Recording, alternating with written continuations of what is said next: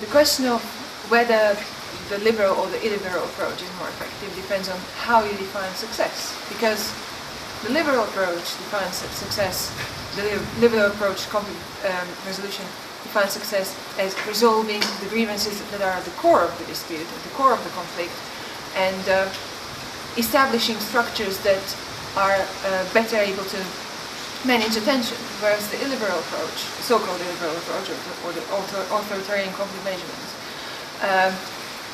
sees conflict merely as a political challenge, as a challenge to power.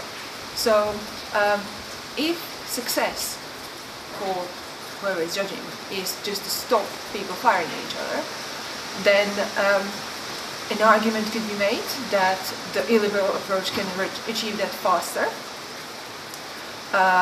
because it has ready access to instruments of power, instruments of strength, military instruments. But if you define success as actually addressing the grievances, then the liberal approach is better equipped to deal with that.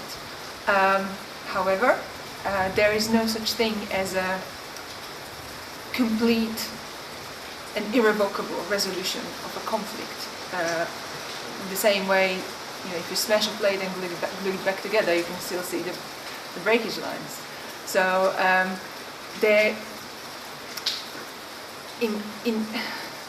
with either approach, the conflict situation needs to be monitored. With the authoritarian approach, the situation needs to be constantly managed, kept under the lid, make sure it doesn't erupt. And in the liberal approach, it still needs to be constantly monitored.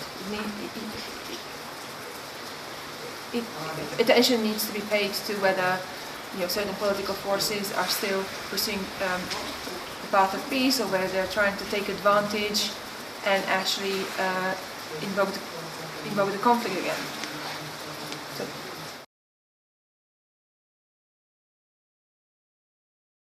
I think in practice there often is, and I should say that no one has come up with a perfect solution.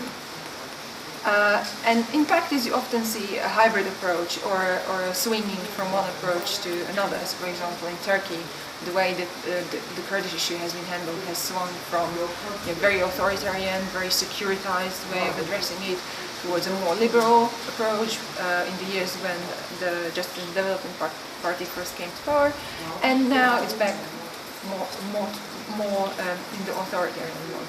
So in many conflicts, states try different things, or sometimes they can try, for example, a combination of